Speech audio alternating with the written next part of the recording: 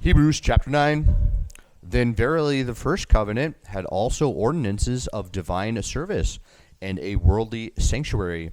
For there was a tabernacle made, the first, wherein was the candlestick, and the table, and the shewbread, which is called the sanctuary. And after the second veil, the tabernacle, which is called the holiest of all, which had the golden censer, and the ark of the covenant overlaid round about with gold, wherein was the golden pot that had manna, and Aaron's rod that budded, and the tables of the covenant.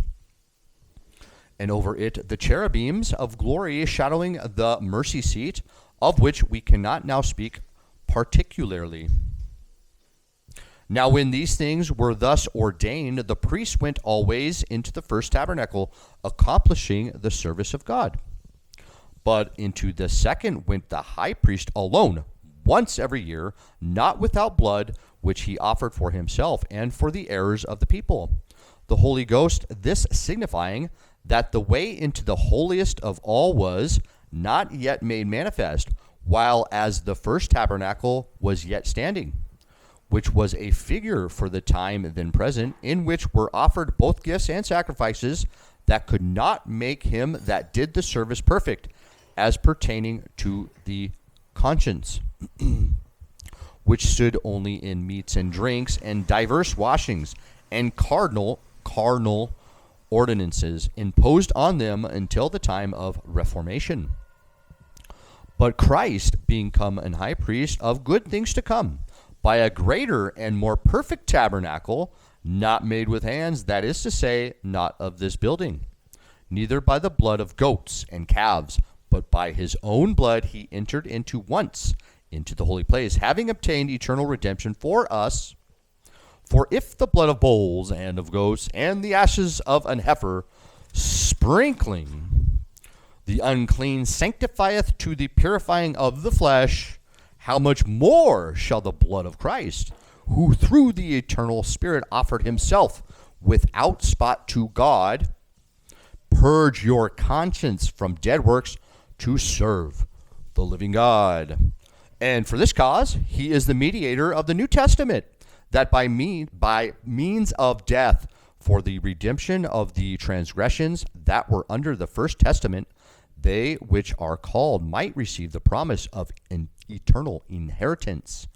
For where a testament is, there must also of necessity be the death of the testator. For a testament is of force after men are dead, otherwise it is of no strength at all while the testator liveth, whereupon neither the first testament was dedicated without blood.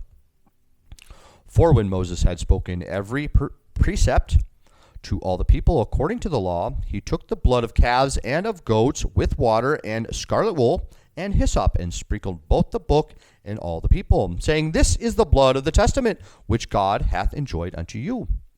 Moreover, he sprinkled with blood both the tabernacle and all the vessels of the ministry.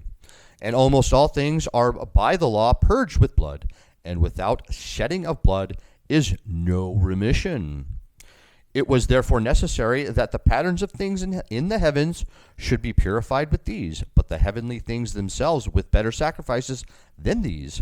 For Christ is not entered into the holy places made with hands, which are the figures of the true, but into heaven itself, now to appear in the presence of God for us. Not yet that he should offer himself often, as the high priest entereth into the holy place every year with blood of others, for then must